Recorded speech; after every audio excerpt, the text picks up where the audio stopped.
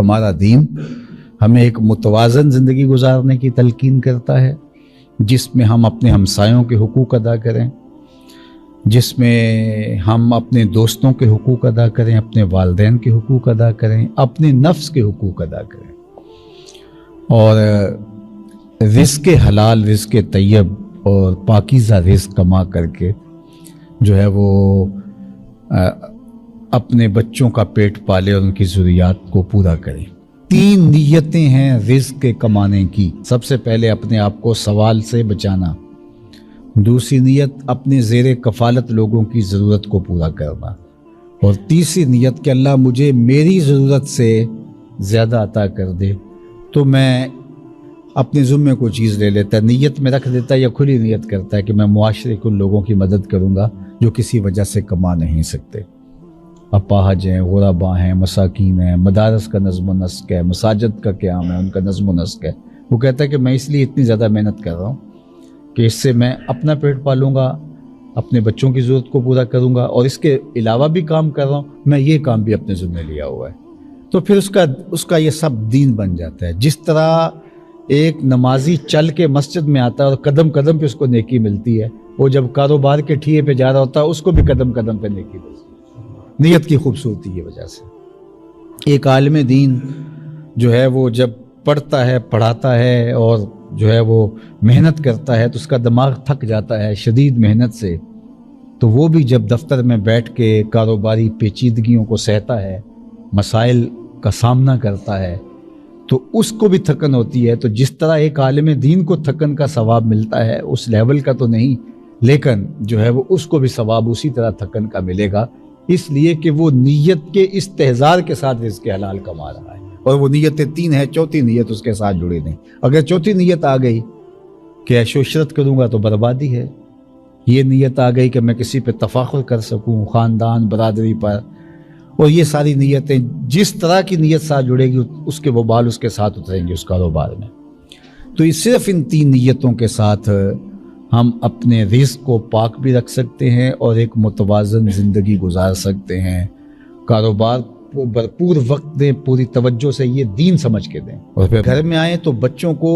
بھرپور وقت دیں، ان کی تربیت آپ کی ذمہ داری ہے۔ بیوی کو وقت دیں تو بیوی کے ساتھ بیٹھ کے جو آپ ملاعبت کرتے ہیں، مسکراتے ہیں، اس مسکراہٹ کا بھی ثواب لکھا جائے، اور خاتون جو شوہر کی دلجوئی کے لیے کام کرتی ہے، جو مسکراتی ہے، حتیٰ کہ تیار ہوتی ہے، تو اس کا بھی اس کو ثواب دیا جاتا ہے۔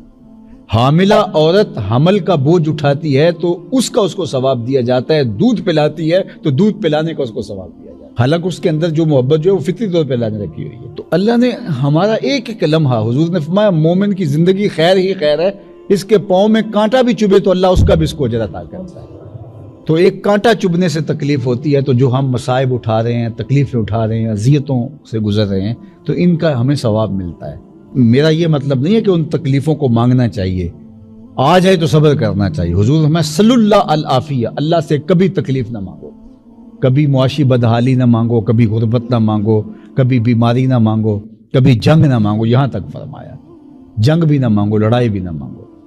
لیکن اگر تمہارے اوپر یہ چیزیں آ جائیں، بیماری آ جائے، جنگ مسلط کر دی جائے، غربت آ جائے، تو فرمایا پھر استقامت کے ساتھ جو ہے وہ کھڑے رہو، صبر کرو، حوصلے کے ساتھ کھڑے رہو، جہاں مقابلے کی نوبت آئے مقابلہ کرو۔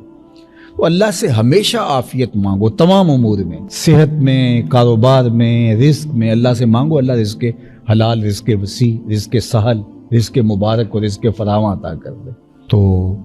اگر وہ عطا کر دے تو اس کا شکر ادا کرو، اس مال کا حق دو، اور اگر نہیں ہے تو جس حالت میں وہ تمہیں رکھتا ہے اس حالت میں اللہ کا شکر ادا کرو۔ ایک روایت میں آتا ہے کہ اگر میری امت کے کسی شخص کے پاس ہے، لو ان دنیا کلہ بہذافی رہا، اگر دنیا اپنے سارے ساز و سامان کے ساتھ ایک شخص کے بید رجل من امتی، میری امت کے کسی ایک شخص کے ہاتھ میں آ جائے، یعنی دنیا کی ہر دولت، ہر ثروت، ہر اختیار، ایسا ممکن تو نہیں ہے عملاً، لیکن اگر فرض کرو اللہ کسی بندے کو دنیا کی ساری نعمتیں عطا کر دے اور ساری چیزیں اس کے ہاتھ میں آ جائیں اور وہ کہے الحمدللہ، تو فرمایا الحمدللہ کا وزن اس سے بھی زیادہ ہے۔ کیا کرم نوازی ہے۔ اور میں نے دیکھا ہے کئی لوگوں کو وہ بالکل غریب بھی ہوتے ہیں، ان سے کہیں سناؤ کیا، تو الحمدللہ۔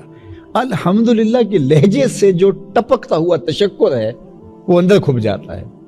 اور کئی لوگوں کو پوچھے سناؤ، وہ کہتے ہیں بس چل رہی، بس چل ہی رہے ہیں۔ اللہ اکبر۔ تو فرمایا کہ اگر دنیا تمام دولتوں کے ساتھ، تمام اپنی رانائیوں کے ساتھ اگر کسی شخص کے ہاتھ میں آ جائے، اور دوسری جانب فرمایا کہ وہ اس کے جواب میں گئے الحمدللہ، اللہ اکبر، تو فرمایا یہ سب سے افضل ہے۔